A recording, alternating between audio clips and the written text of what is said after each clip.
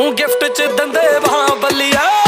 ਸਾਡੀ ਜ਼ਿੰਦਗੀ ਅੱਠਾ ਬੱਲੀਏ ਨੀ ਸਾਨੂੰ ਏਰੇ ਗੈਰੇ ਦੀ ਨੀ ਪਰਵਾਹ ਬੱਲੀਏ। ਸਾਡੀ ਜ਼ਿੰਦਗੀ ਅੱਠਾ ਬੱਲੀਏ ਨੀ ਸਾਨੂੰ ਏਰੇ ਗੈਰੇ ਦੀ ਨੀ ਪਰਵਾਹ ਬੱਲੀਏ।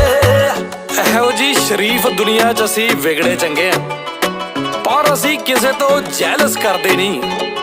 ਬੇਬੇ ਨੂੰ ਕਿਹਾ ਸੀ ਗਰੀਬ ਜੰਮੇ ਜ਼ਰੂਰ ਆ, ਪਰ ਗਰੀਬ ਮਰਦੇ ਨਹੀਂ।